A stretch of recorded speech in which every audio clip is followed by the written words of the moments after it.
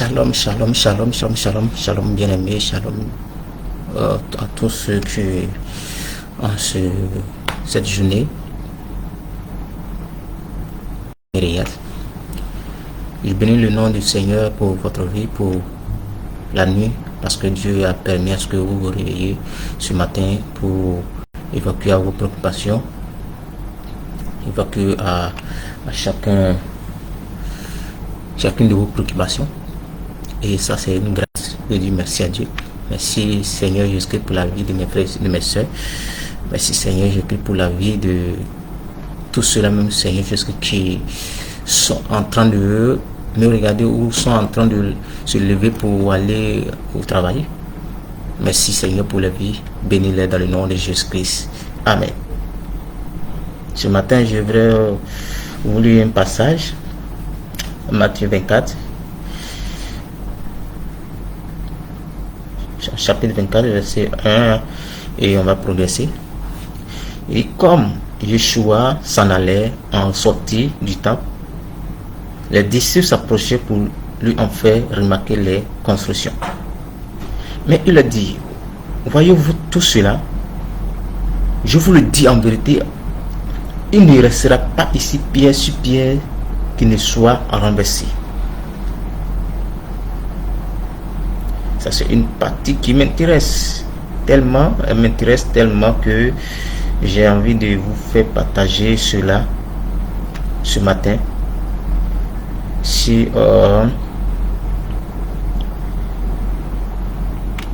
parce que ça, il faudrait savoir une chose: Dieu est bon. Dieu est bon, il est miséricorde. Il est miséricorde. Dieu est bon, il est miséricorde. Donc il ne laisse pas dans l'amertume.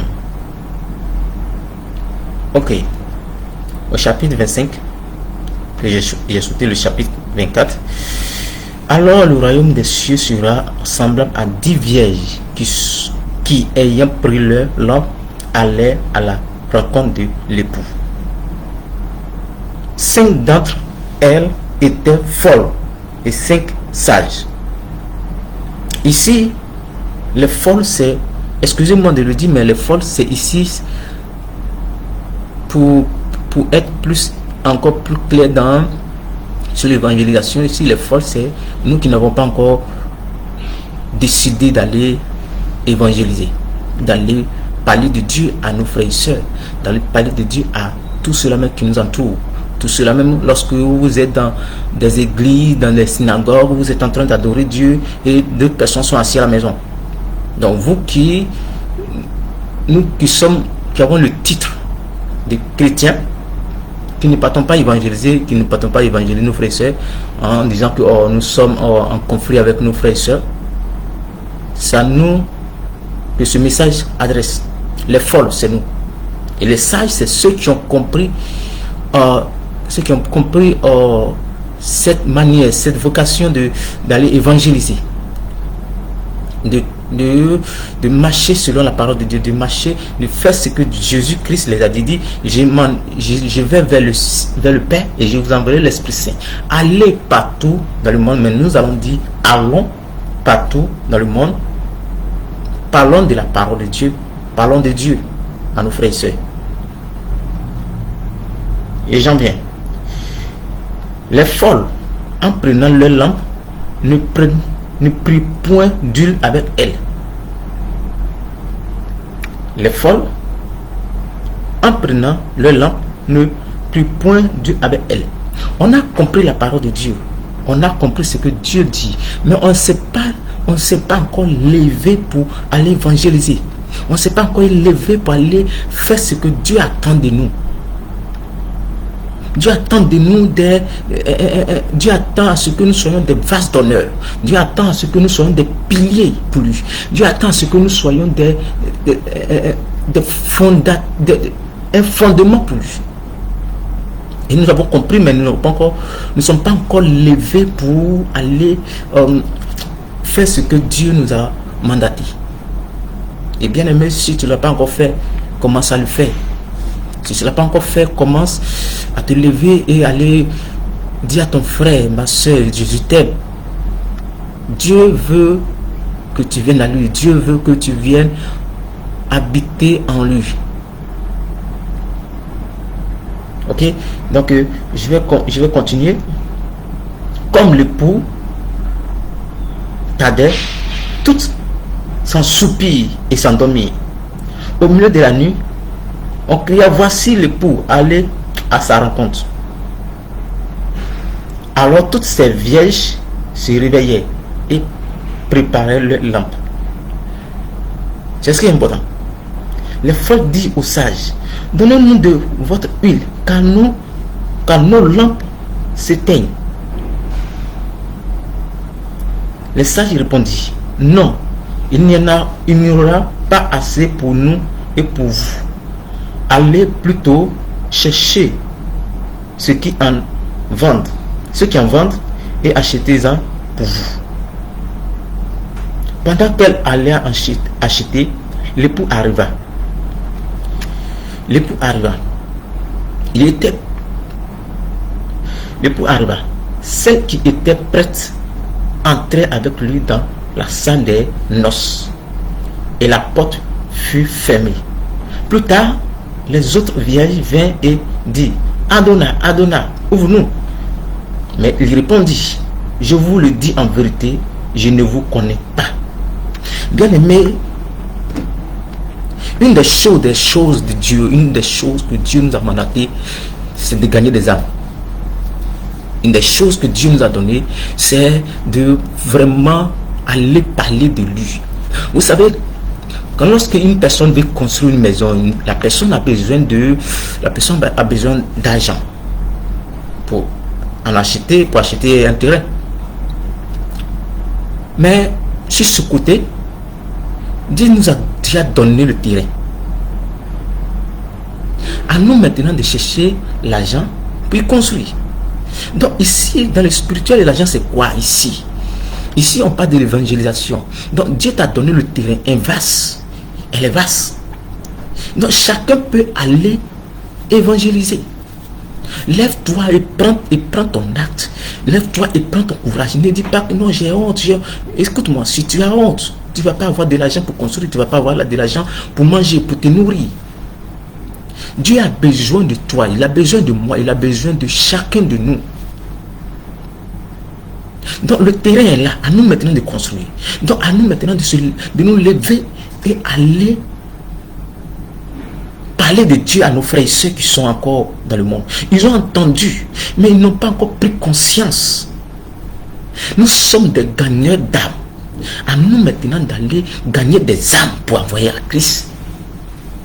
Parce que le temps est presque atteint. Écoutez, la Bible dit, il y aura des choses similaires que nous allons voir.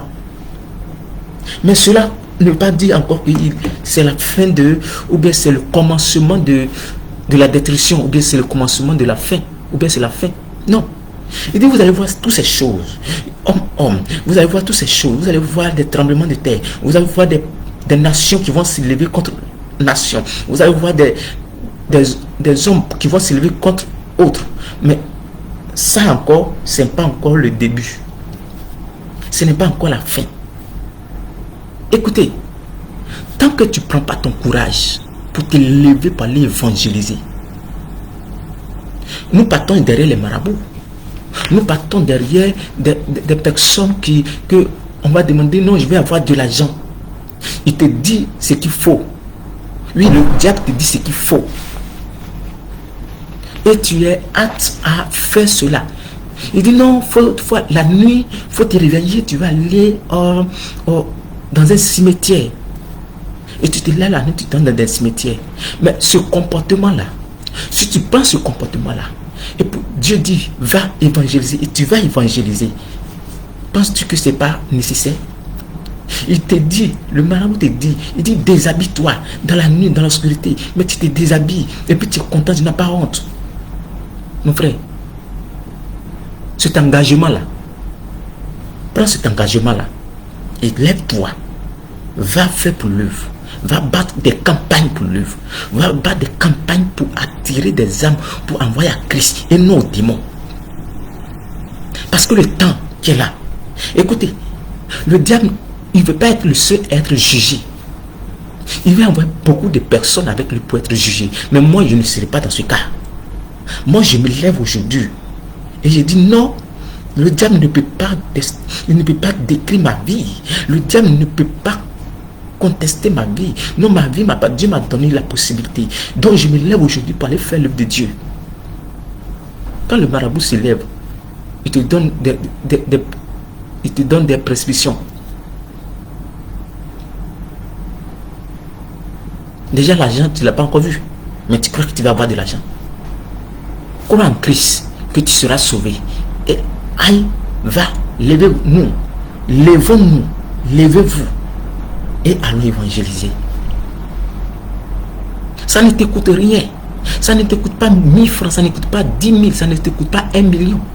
Mais lève-toi, prends ton courage. À demain, oui, les gens vont te regarder, oui. Non, ne te dites pas que je suis choco, non. Écoute-moi, tu es choco, tu vas mourir. Quand tu vas mourir, où ton âme ira? Quand je vais mourir, où mon âme ira? C'est ça la question. Donc, mon frère, ma soeur, ce matin, je te demande une seule chose. Lève-toi, prends ton courage et va gagner des âmes à Dieu. Tu fais le marketing. Oui, va faire le marketing pour Dieu. Oui, tu fais le marketing pour ton travail. C'est bien. Mais ce marketing-là aussi, va le faire pour gagner des âmes pour Dieu. Pour que Dieu soit fier de toi. Pour ne pas que Dieu dise non, j'ai mis mon enfant au monde, mon enfant est devenu une rebelle. Non. Il faudrait que Dieu soit fier de toi. Il faudrait que Dieu soit... Dieu dit non, cet enfant-là, je peux compter sur lui pour aller de l'avant. Si nous ne le vont pas pour faire, écoutez, Dieu va susciter des pierres pour aller évangéliser. Ça va t'étonner. Ça va nous étonner. Dieu va susciter des animaux. Et puis les animaux vont évangéliser. Ça va nous étonner. Mais nous qui avons été créés à l'image de Dieu, nous sommes assis, zia. Non, on est choco. Non, je suis timide. Écoute-moi, ta timidité enlève ta timidité. Parce que Dieu ne t'a pas créé pour être timide dans ses œuvres. Dieu ne t'a pas créé pour être timide dans tout ce que tu fais. Mais Dieu t'a créé pour être un leader. Dieu t'a créé pour avoir des âmes. Dieu t'a créé pour gagner des âmes. Ce matin, si je persiste encore sur, aujourd'hui, mercredi, si je persiste encore sur l'évangélisation, bien aimé, je vous dis que moi-même aujourd'hui, je ne me comprends pas. Parce que je ne pensais pas qu'un jour, j'allais me présenter comme ça et puis parler d'évangélisation. Excusez-moi, je ne l'ai jamais fait. Mais aujourd'hui, si je le fais, c'est que Job disait, j'ai entendu parler de lui. Même c'est maintenant mes yeux l'ont vu. C'est maintenant mes yeux ont vu. Bien aimé, que nos yeux voient. Je prie que Dieu nous donne des yeux spirituels. Dieu nous donne des yeux spirituels, des oreilles spirituelles. Aller évangéliser ne va pas te coûter la vie. Au contraire, ça va te donner la vie. Aller gagner des âmes pour Dieu, ça ne va pas te couper quelque chose. Nous battons des campagnes pour l'être humain, mais aussi levons-nous pour battre des campagnes pour Dieu. Levons-nous, levons-nous, levons-nous. Pour battre des campagnes pour l'Éternel des armées, pour celui-même qui a créé l'homme à son image, pour celui-même qui t'a créé, qui m'a créé, qui nous a créé, qui nous a rassemblés sur une terre où la terre est fertile, où la terre produit des bien-être. Levons-nous et allons-y battre des campagnes pour l'Éternel des armées. Ce matin, tu vas faire cette prière. Seigneur, ma langue est lourde. Donne-moi une langue facile pour parler de toi. Pour ne pas avoir honte de toi, Seigneur, mais pour être fier de toi, pour être fier de toi, pour que tu sois fier de moi. Donne-moi le courage, donne-moi la force d'aller parler de toi, mon frère, ma soeur, et au monde entier. Seigneur, si autrefois je ne l'avais pas fait, aujourd'hui, je me lève pour le faire, pour que ton nom soit béni, pour que ton nom soit glorifié, pour que ton nom soit exalté. Merci Seigneur Jésus-Christ pour tout ce que Seigneur tu fais. Merci Seigneur Jésus-Christ parce que Seigneur, je sais que maintenant tu m'as donné la force. Tu m'as donné le courage. Tu m'as donné la force qu'il faut, la force nécessaire, le courage nécessaire. Tu m'as donné la parole nécessaire parce que tu as mis la parole dans ma bouche. Parce que tu as dit, avant que ma mère ne m'ait conçu, Seigneur Jésus-Christ, tu me connaissais. Merci Seigneur pour ton œuvre que Seigneur Jésus-Christ je vais faire. Que l'honneur et la gloire te soient rendus pour des siècles et des siècles. Amen. Je bénis le nom de Dieu pour votre vie. Ceux-là qui ont accepté ce matin d'écouter mon message. C'est un message peut-être à prendre à la légère. Mais d'autres, ceux qui connaissent, ceux qui savent que c'est quelque chose qu'il ne faut pas prendre à la légère. Donc je bénis pour ceux-là même qui vont s'élever maintenant pour aller gagner des âmes pour Dieu, pour aller gagner des âmes pour aller battre des campagnes pour l'Éternel des armées.